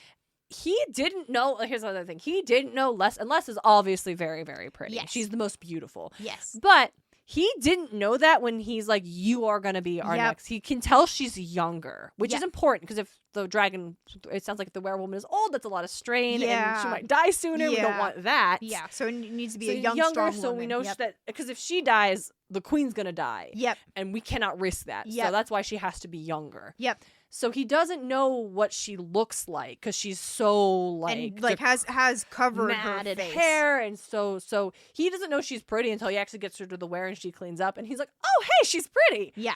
So it's like, and so when they get back, all the other women who are pricked are very pretty. Yep. And they all end up staying. Yeah. Afterwards. And so it's also like, it demonstrates that he is the one that is dedicated to the cause, to protecting Pern, to fighting the Red Star. Like, that is his one thing. Yep. And everyone else is just kind of in it for, like, yeah, we're writers, this is what we do, Red Star, but, like, we're going to search and we're going to get more pretty ladies to come back here. Yep. So it is hard because I do think Falar is a pretty great character. Yeah. For the 1960s. Yeah. So like, and that's the thing, like, 1960s, and it goes back to, like, Falar, like, shaking Lessa, which is kind of, I think, what started us on our whole tangent. Is the shaking. Like, the physical grabbing and shaking of her. Which it's hard because it's like, and the one time he hits her, because we talked about, like, it's because she had gone back. And then when she tried to get back, she was that 2 years that morning she woke up. Yeah, that morning she woke up. So she was in the place twice, and she was so distressed and losing it. Yeah. So it's kind of that because she came back, and when he was talking to her, sorry, I'm interrupting. Yeah. She is like, it was my fault. It was my fault. She's spiraling, and it's not even just the guilt of she thinks it's her fault. It's being in that place is so psychologically it's like messing with her. Yeah. So the shaking's not good. And he does slap her that one time, but it's like that trope of, like, someone is freaking out and you're just like, hey, get it together. You got to focus up. Like, and so, like, again, comparable to other physical things that could have happened in the 60s S book. Him shaking her when he's upset with her is like, bad. Don't do that. Yep. Yeah, I'm not going to justify it. It's like, it's almost funny, but it's like, it's not. It's not really. It's funny. Not in a ha-ha way. Yeah, it's funny written. It's written in a way that's supposed to be, like, lighthearted or not to be seen. It's not written as, and then he did this terrible thing. It's like, and then he did it. Yeah, at one point she's like, oh, he's gonna be so upset, he's gonna shake me, and then I hate that. That was, like, the one part of the book that I absolutely so hate. Accustomed. It was that part. And when he does, she's like, see, I told you he was gonna shake me, but she's laughing. I have a whole thought about that. Yeah, that's like, and that's where it's like, okay, where it's like, this is a form of physical abuse, but it is not supposed to be demonstrated as that, because he only shakes her when he's been made so afraid something is gonna hurt her or Ramoth, because again, like, his, like, what you've been saying, like, I think a couple times now, his whole purpose is Pern and protecting Pern and keeping the were strong. And if he loses Ramoth, one of the strongest dragon queens to ever happen in quite a while, then it all goes away. Especially when there's no other eggs. Exactly. And so he's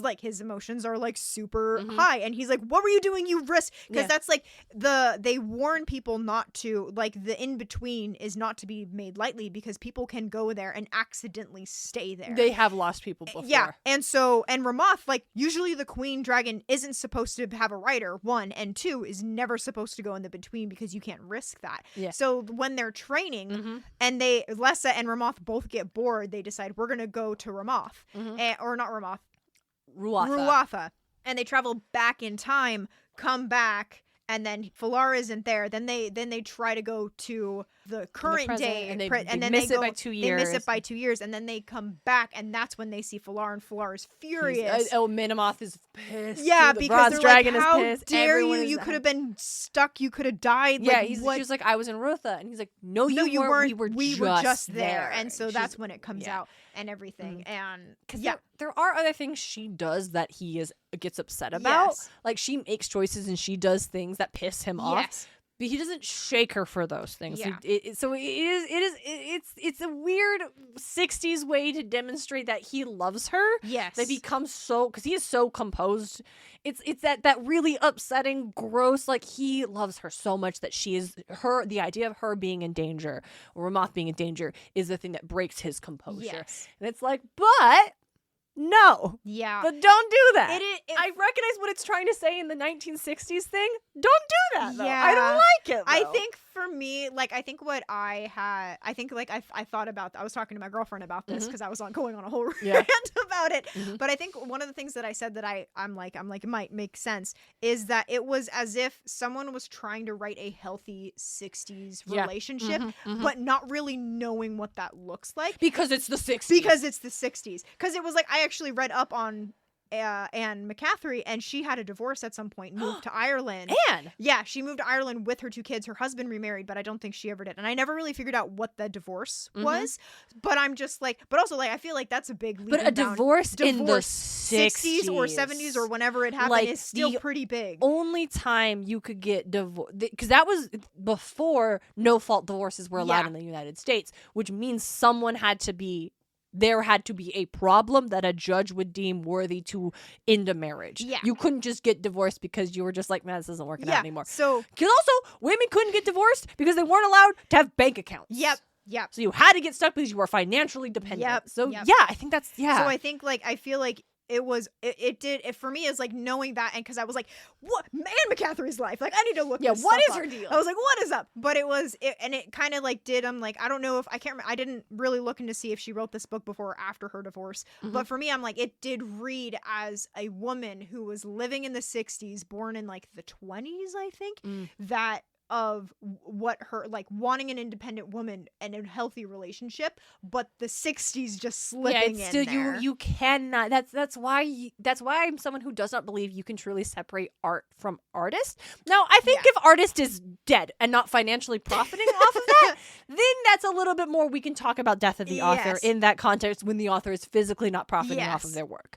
But especially when it's a fantasy world where they have created every single element of this world, they are always going to be creating it through their lens of their experience. Yep. And whatever their intent might be, they will always, every human being will be limited by their own capacity to perceive based on their lived experiences.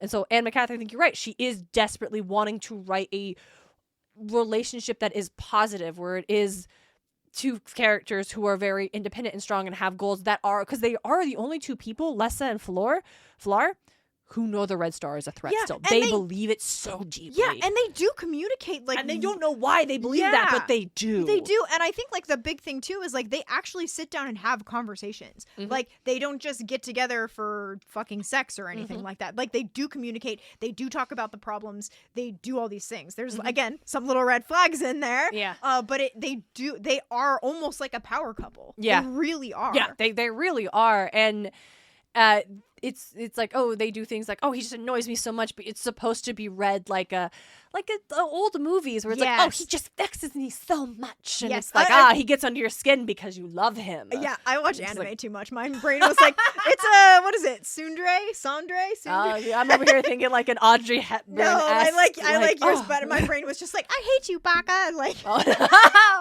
yeah, because she never like disliked because they also simultaneously have the deepest respect for each other. Absolutely, like constant respect. Yeah, for the and other. like again, like with Lessa and everything that Falar has like done to her, like she realizes like, yeah, he fucking lied to me and done all these things, but he is the best for the Weir and Pern because he will fight for it tooth and nail. He is. Yeah, so I think that's what it is. I think they are in a 1960s sci-fi fantasy couple. They are heads and tails, dragon heads and tails above anyone else you would probably find of the era. Yep. And that still makes them deeply upsetting when you just acknowledge the history of what relationships look like, what women were expected to put up with, what men were expected to behave like. Like, it probably would have been seen as a weakness if Falar did not respond in some way. Like, it is tragic. But I don't think that makes it #cancelable. Yeah. Like, I think this is still like... No, and it's like this series, too, like, got so many rewards, and it is a good read. Like, it's really interesting. Yeah, she was the first woman to win the Nebula Award. That's incredible. That's incredible. And so, absolutely. So, yeah, we can read something and enjoy something, but also be able to be like, that's not okay. Anita Sarkeesian, we can be critical of the media we love. Absolutely. I would like to get into... the end game. Yeah, I was gonna say I feel like we covered the beginning, middle, and close a little bit on the end. So let's dive into the end. When the threads arrive. Oh my god. And they are so cool. And this is when Falar is he's the wear lead. He's the wear leader. It's like, okay, so the first takes place, then we go to part 2. It's been 2 years has passed, which took me a little time to realize that's how much. I think it's 13. By the end goal, is it 13? No, 13 is the very first. No. Okay, so 13 is 13 years is from when the attack on her family. That's where I'm getting that number from. Okay. But yes, 2 years. So 2 years, and that's when Ramoth is old enough. And we have the mating, and we have the Flar taking over, and we have the wares, the holds coming, and all that stuff. Then we cut to a year in the future there, and we have the Red Star and the sun have aligned. We know it's coming. We don't know when. We're trying to figure out. This, like, part 3 is Dustfall, and it's called that because they know if it's cold, the threads don't fall. It turns into a dust. They're not sure why. Sorry. I just remember there is one point that I wanted to make. Oh, yeah. Where the whole, like, time travel thing, like, that's a big thing. Like, Falar realizes, oh, we can actually use this. Yes. Like, oh my gosh, we can use this. But then he goes back in time for when he's a child. Yes, he's 19 years old. It is the day that the last queen's dragon mated with the other dragon and not his dragon. And not his dragon. And so he's not the weir leader. And I think his father just died. And his father just died. And he sees this moment and comes back. And that's when he realizes time travel is not to be messed with. And I think that's really important. Because he's like, oh, we can weaponize this. And then he does it and goes, never mind. That was a lot. Actually, no. And so, that's kind of in the background of all of this. But you were saying with the dust particles. So they all of a sudden they report back. They know it's coming. They're like, it's got to come. It's probably going to come in spring. Like, what's going on? They're doing patrols. And they realize there's been this dust. Why didn't you tell me? Comes back he's like, oh yeah, it's this weird. He's like, why are you covered in dust? He's like, I don't know. It's just this weird dust. It's been falling for like 3 days. He's like, why didn't you tell me? You asked us to tell you about weather pressure changes, not dust. And that was a mistake. Because the weather's been unseasonably cold. Yep. And now there has been a warm snap, and he realized the threads have been falling for 3 days. Yeah, I think is it 3 days or a week? 3 days. Okay. I think it's been a week. The threads have been falling. The threads have been falling. The threads have been falling. They just haven't been hitting because when it's too cold, they turn to a dust. Yeah, they like enter the. It's like something about being really hot and then entering something really cold and then breaking up. Yeah, and I love that they don't bother to give us. That's why it happens. Yep. But we're not going to get a scientific explanation. It doesn't matter. I don't care. Yes. I don't care how these threads are doing it. Like they do explain that they are from a planet that's spilling these spores, and that's all you need to know. Yep. Don't worry about it. Yep. That doesn't matter right now. Yep. And he realizes that that means the threads are falling on, because they have maps that show how they fall in the patterns with the fall, and that means they have already started falling that morning 3 hours ago on this region. And if they've been falling unchecked for 3 hours, it's lost. And they know what happens. You can lose it because the southern continent of this planet was decimated in the last turn 400 years ago. So they're like, oh shoot, okay. They go. And so they were like, but we can go back. So they go back to 3 hours. They deal with the threads.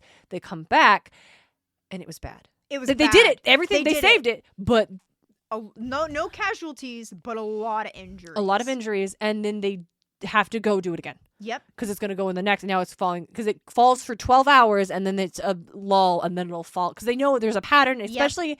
And those intervals will get smaller and smaller and longer for the threat attacks as it gets like the orbit or whatever it is. As it gets closer to their Pern. And it goes for years. Like this is not just we have to fight for. This is a long battle. Yep. And they are woefully underprepared. Yep. Again, they went from 5 weirs to 1. They had, and they were looking, and even their 1 weir is understaffed. Like there should be 3,000 dragons. Like there should be thousands of dragons, and there's maybe 100. Yeah. And they're like, oh, what are we gonna do? Like we don't have enough. But Ramath has laid the eggs. Yep. There is a new were Kalara, were-woman for this one. They do have other boys that have been picked.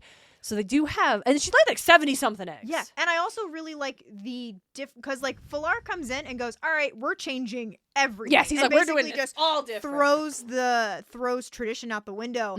And one of the big things he does is he changes the way that the hatching happens. Where they actually prepare, they have them with the eggs. They bring the kids and the women to the eggs. They prepare the new werewoman. Like she spends all her time with Lessa, with Ramoth, and the golden dragon egg before it even hatches. And the kids are brought to the eggs and like shown the eggs in there. So when the hatching comes, they're not as scared. They're not scared, and they're confident, and they know how to calm down the dragon. So there's no injuries, no death, no nothing. Yeah, they like, and what I love, like what Flair's character represents, is someone who he recognizes these stories have value. He recognizes these systems have value. He knows that the red thread is a real like historical threat. Like but that does not mean just because you believe that these things that your ancestors fought for and set up for are valid, does not mean you do it the same way forever. And it is this idea that he adheres to their traditional teachings, which without thinking that you have to do this the way, like that was the old were leader's problem, is that you'd only do it the same way. So he's like, okay, but they're not, but the dragons, these new dragons, like they're not gonna be ready yet. They're not gonna be ready yet. We don't have to. What if we send them back 10 years? What if we send them back? So their game plan is we can send them to the southern continent because they can't interact with them. They didn't know. Exactly. And that's like the big thing is like they understand the impact of time travel. And so like we need to send them somewhere that won't interact with anybody, that we don't know, that won't impact anything. And they're like, the southern continent. They're like, but is it livable? Yeah. Well, tomorrow, Lessa and Fëanor will go check it out, and if it is, we'll send you back 10. They'll send them back 10 turns, and that should be enough time for these ones to age up, and enough time for the new queen. That Kalara is the woman, the queen. I don't remember her dragon's name. Patira or something. Yeah. We can lay another clutch, and we can have more. Anyway, as soon as they decide that, Fëanor comes running in. Yes. But Fëanor, hey, you look really tan. Didn't you have an injury? Your scar's really. And basically, he's like, it doesn't work. Being in the same place, we're losing our minds, and that woman, she just wants to go back and see herself as like it's not working, and you're just like, what? So because this book is about time travel. Yep.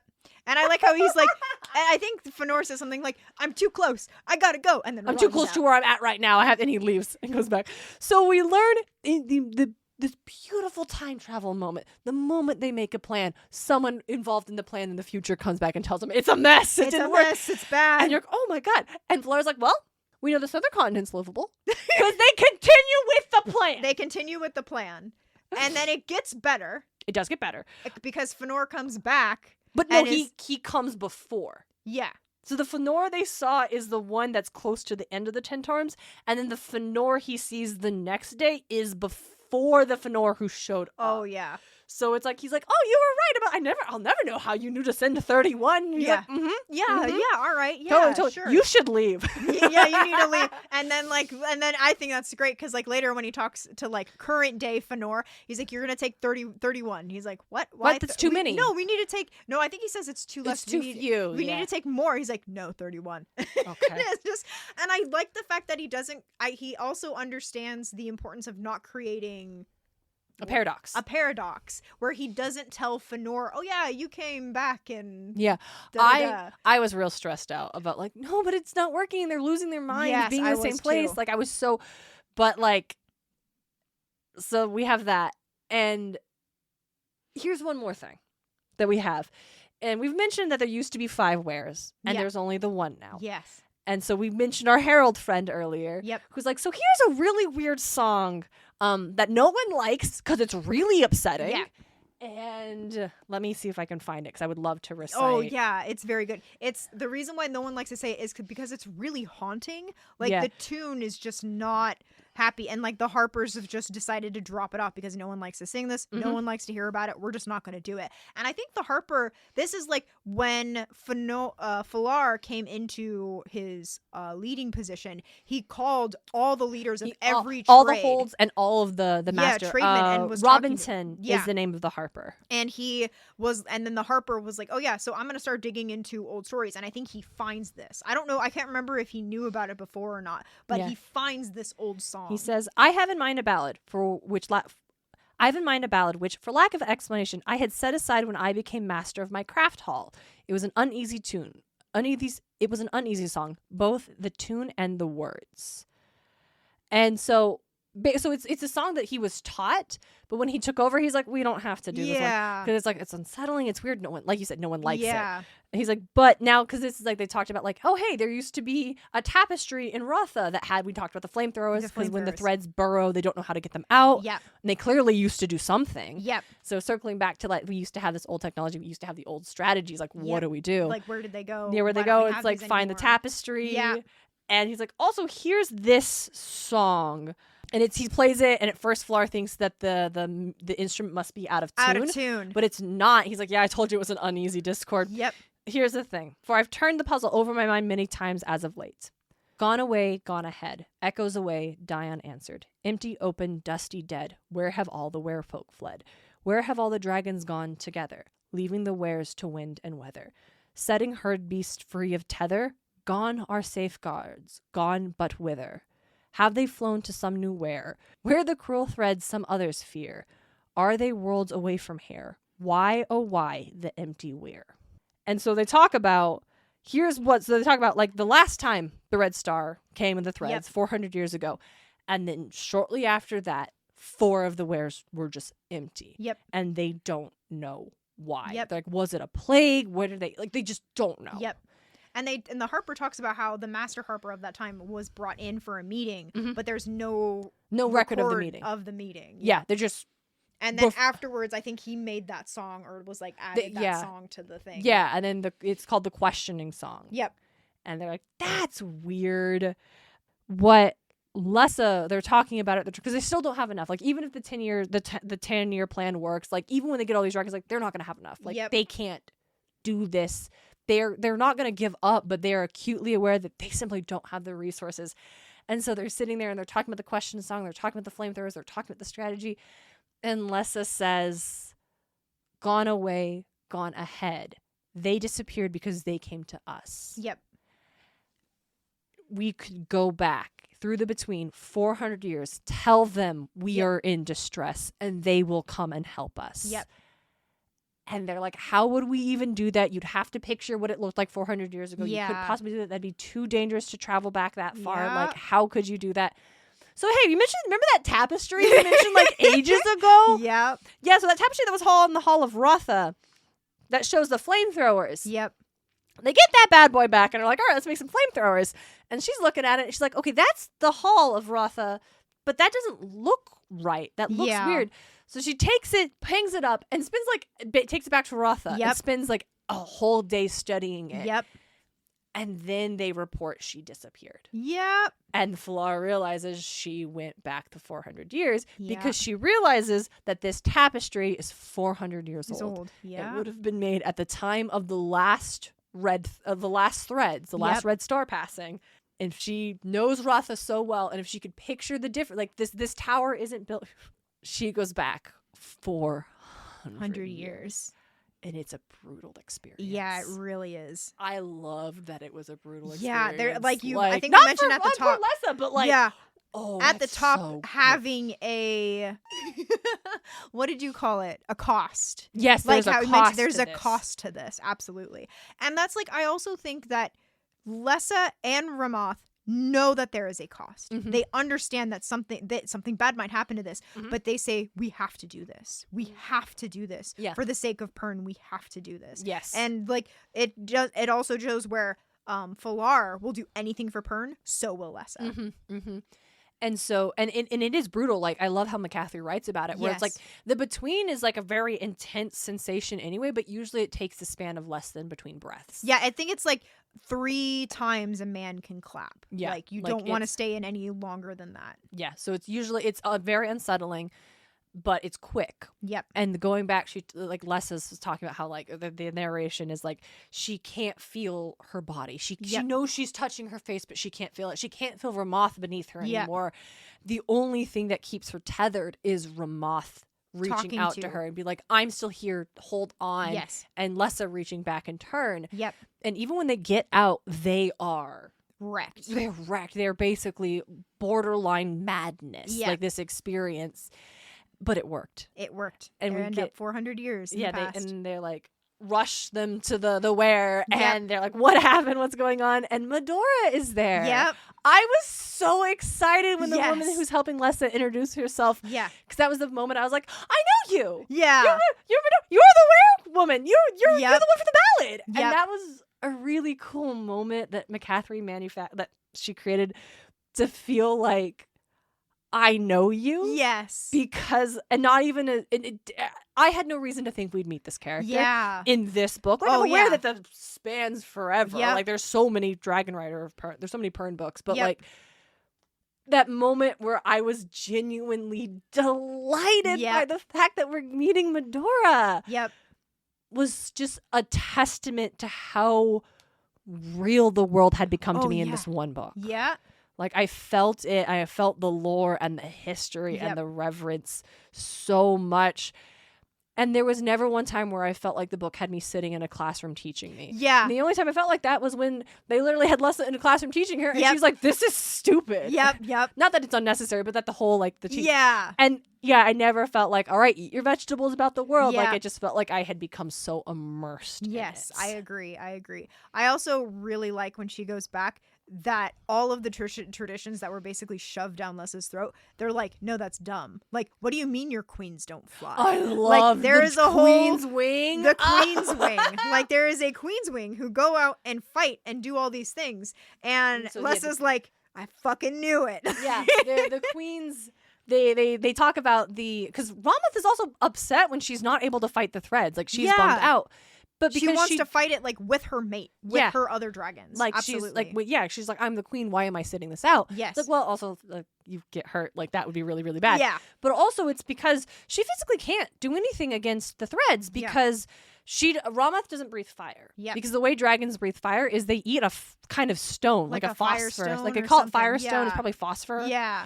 But they eat it, and that allows dragons to breathe fire. In fact, it sounds like they bring it with them when they fight. So they literally have, like, they feed the dragons while they're in the air. Yeah, because it talks about how, I think they have these satchels just draped over the dragon's back, and the dragon's long neck turns around, and they give them the rocks, and then they are able to breathe fire. Yeah, so that's why it's crucial for the riders to be on the dragon's back to make sure they're getting the firestone. Yep. And the firestone, we find out, it inhibits fertility. Yes. And because there are other dragons who are female, like the green dragons are female. Yep.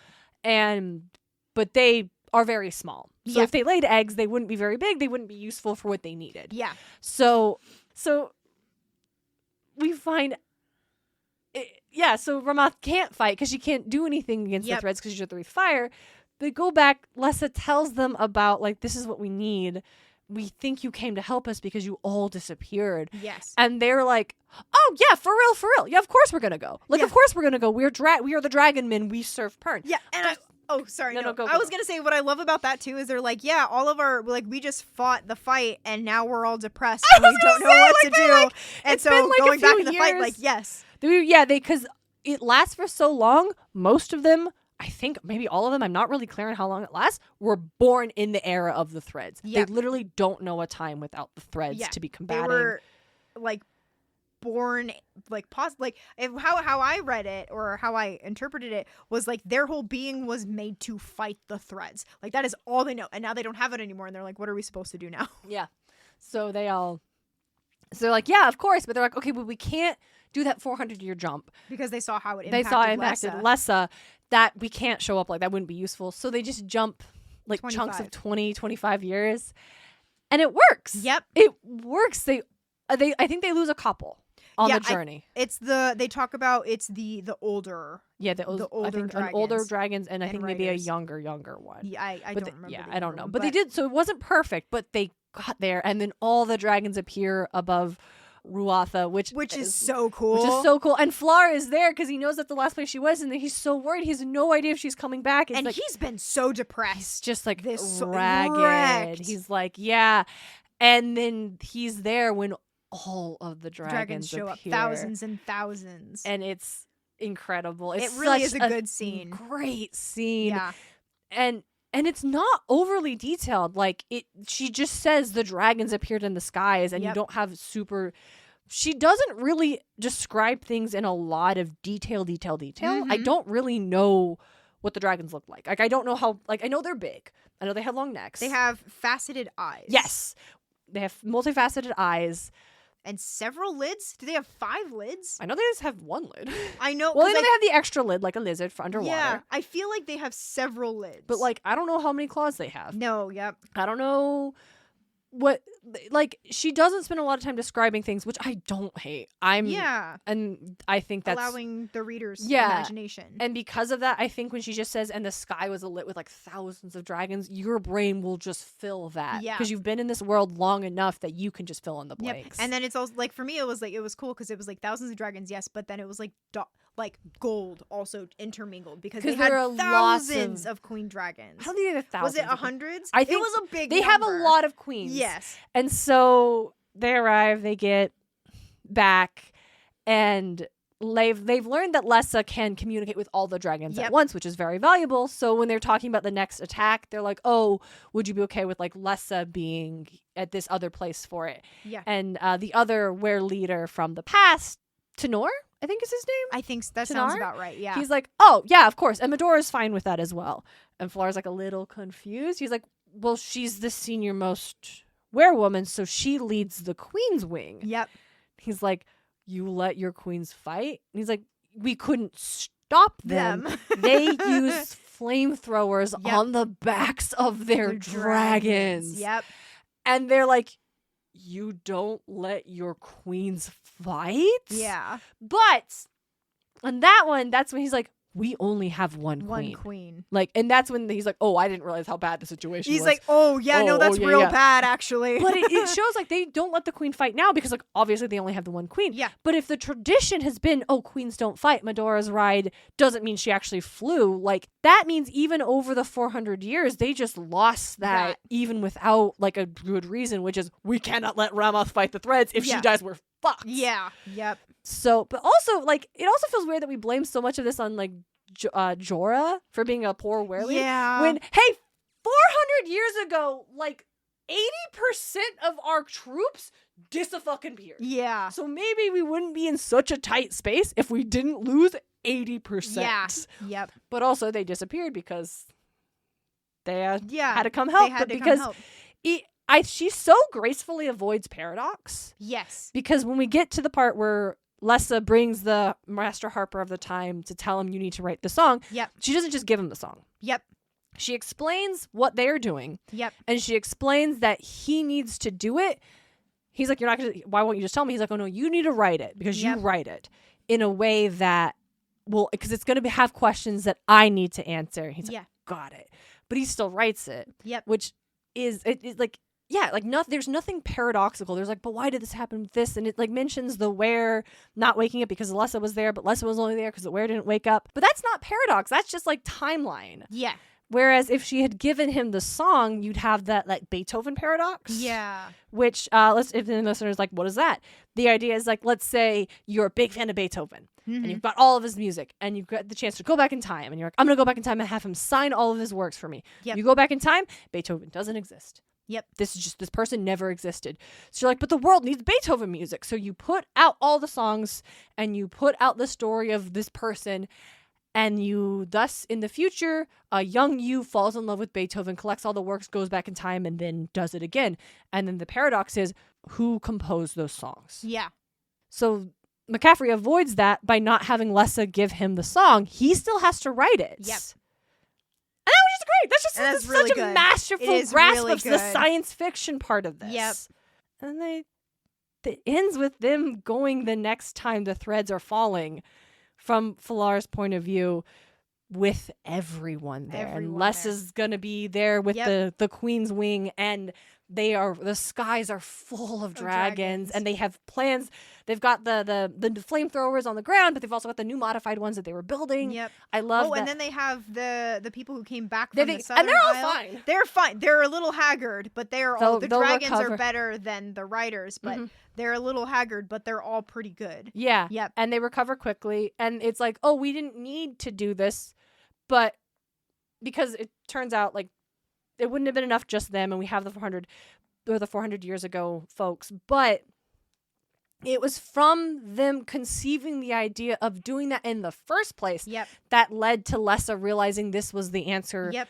And they had to do that in order to get to that point. Yep. And I love the build up. Like, we discover the time travel thing, and then they use it for fighting the threads that morning, and then they're going to send them back in time, and then Lessa realizes she can go back in time and bring them forward in time, and that is such a logical build up of this device. Oh yeah, that is so cool. And it's very cool. And the end of just like, F'Lar was like, he was so glad to be F'Lar, the blonde's rider, dragon rider of Pern. Yep. And it's just like, yeah, that was cool. That was very cool. Listen, that was really cool. Yep. I liked this book. I did too. It was, like I said, it was really rough to get into, but once I got into it, I was also very sucked in. Absolutely. Yeah. I think it is very much of reading it initially, I was like, oh yeah, here's this like 60s sci-fi fantasy like style that I just don't. But very quickly I stopped being acutely aware of how it was like different than the way things would be written now, and just was immersed. Because I think McCaffrey is a great writer. I think her prose is so strong. I think I've read like fantasy books. Like I've read the Bulgarian? Oh, what is that one? I don't remember what it's called. I read all of that, and maybe I was younger at the time. Maybe if I reread it now, I'd like it more. I read them all. Yeah. I don't dislike it in any way, but I don't remember feeling this appreciation for the way it was written. Yeah. And acknowledging that it is written differently than the things that are written now, and being like, and not like, oh, they just don't make it like they used to. Just like it's different and well done. Yes. Yep. So yeah, I want to keep reading more of the Dragon Riders of Pern. I'd love to know more about this world. Like, does the next one pick up with Lessa and F'Lar? Are we going to go back to the past? Are we going to go 400 years? Like, it spans, the Pern series spans thousands of years, because it also, like, brings the original, like, colonization of the planet and modification of the dragons into it. And that's... Yeah, it was a sweeping. Yep. Sweeping and I think epic. we also there's the Dolphins of Pern is one book. Oh yeah. What are we doing with dolphins? Yes, that's like my other favorite animal. So it's like but no, like I also think like there is a bit of a cliffhanger a little bit at the end. Yeah. Because the old leader swears revenge on F'Lar for like changing everything. He's like, I'm gonna wait. I'm gonna get back, but I will like get at him sometime. Oh, really? Because I thought he was planning on being like, oh, I'm gonna like, he's clearly crazy, I'm gonna overthrow him, and then the next day all the dragons show up and he just quietly gets drunk. I mean, that's true. I mean, that could be so like his ending of that, but it was like okay, I feel like mind. That is for me. I was like, he did that, but I'm wondering if that's still kind of a little in the background, just like maybe vaguely. So I'm not sure. We'd have to read and find out. Yeah, absolutely. There are definitely some elements where I'm like, oh, I wish we were with. Like, sometimes things just happen and we hear about it later. And I'm like, okay, that was weird. But I think it was a good balance of sometimes something happens and we hear about it later. And it's like, why wasn't I there for that? But then other times I'm like, oh, because I was worried when they realized that Lessa went to the past that we weren't going to get to see that. Yeah. And then it cuts back to us showing it happening. I'm like, oh, okay. Yeah. No, I think this is a tool. And I think it was used very well. So we aren't sitting through... I didn't need to sit through all the time in between. I didn't need to... Hey, speaking of a great way to employ a time skip, McCaffrey. Yeah. I didn't need to sit through a bunch of this. Yep, I agree. Absolutely. Let's just show me the highlight reel of this story. She's great. I do think like she's a great writer, obviously, with all things. And I think like what you said earlier, where she has a really good grip on the sci-fi part, is like, oh, absolutely. Like, She understands fantasy and sci-fi in a way that they intermingle seamlessly. It's woven together good. so well. I think you get like the thing like, oh, in the Sagittarius star system and this okay. Yep. And then we get into the story and we're like, dragons, fantasy, where, hold, and then all of a sudden time travel and you're just like, right, this is a science fiction book. Yeah. Like, this is not just fantasy magic times. Like, this is sci-fi, and we are going to deal with the implications of not just the fact that this is a power the dragons have, but what does it mean? How do you use it? What is it? And just, and then bring them. I was so excited when I realized, they're going to bring them all. That's what the question song is about. Yep. It was so good. Like, it was so good. Yeah. Highly recommend. I think I like it way more after talking to you about this one, honestly. Like, this was very, very good. Yep. So, yeah, listeners, what do you think? Should we aren't going to cover like the next month isn't going to be the next Dragonflight of Pern. Like, that's not what this is. I think there is a very strong likelihood that we revisit. I actually would love to revisit one that's a completely different time, like a completely different thing. Like, so maybe I will keep reading them and be able to, like, in the future be like, oh, Lucy, we should read, like, this is the 8th one in the series, and let's just, like, check it out. Yeah. But for the time being, I have very much enjoyed our visit to Pern. Yes, I'm really glad. I agree. I'm very much enjoyed the visit to Pern, and also just visiting something that Paulini read and that inspired him to create the inheritance cycle, which for me, I'm like, that's so cool. Yeah. Like, you could definitely tell, like, you're like, yep, borrowed that, yep. Like, anything that does Dragon Rider this is built upon this. And something else I want to shout out just before we leave is that I think often when you revisit something that was like a foundation for these like genre styles, it can be lackluster because it's like, oh, I've seen this done so much more strongly because it is this already existed. This person got to know this and then was able to bring in other concepts. Yeah. And so, like, I think a lot of and then there were none. Right, Tile Mysteries or Murder on the Orient Express. Not to say that, what is that author's name? Oh my goodness, mystery novelist Agatha Christie. Okay, this is not a knock on Agatha Christie or say she wasn't good. She was incredible. Yeah, but you can go back and read her stuff and be like, oh well, yeah, I know this because I've seen it done 1,000 more times, and people being inspired by this and being able to, like, again, stand on the shoulders of dragons and being taller. Yep. And I didn't feel that way with Pern because even though I was so familiar with, like, oh, I've seen this before, it didn't feel like a beta version of the concept. It felt like, honestly, the strongest version of it I've ever encountered. Yes, I agree. Like, my favorite version of it is Pern, I think. Even to, like, I love Saphira. I'm not saying I like any of these dragons more than Saphira. I'm just saying I like the structure of the way the dragons and the riders operate here more than I necessarily like it. But, okay, also simultaneously, maybe it's because we don't get to see the dragons and the riders as a structure functioning we just have system. Aragon, we just have Saphira. Like, we have this broken piece of it and not it's still functioning as a system. Yep. Huh, okay. And I was going to say, like, I think, like, Paulini even took this and said, what if that structure was broken into just one? Yeah, what if you do reach this end where there are no other dragons, no other systems? Like, what if you had something bad happen? Yep. What if you had, like, the former Werely destroy everything and take it all? Like, what if you do have that? What if it gets out of control? Yeah. And then how do you come back from that? Yep. Yeah. So, yeah. Awesome. Very good read. Really good read. Yeah, definitely. I do, recommend. Yes, I do too. Like, anyone who hasn't read it and has been curious about it, go for it. You'll it's like actually really good. Yeah, this was really cool. I had a great time. Yep. Hey, Luce. Hey, Darien. Should we do How to Train Your Dragon next month? We should do How to Train Your Dragon next month. Fantastic. Yeah. Thank you again, dear listeners. Thank you again, dear Patreon supporters. Yes, you thank are. You. Hey, don't tell the other listeners, but you're our favorites. Shh. And we'll be back next month. We're gonna go to Burke. Yep. This is Burke. No, this was Pern. This is Pern. This is Burke. This is Pern. You know what I mean.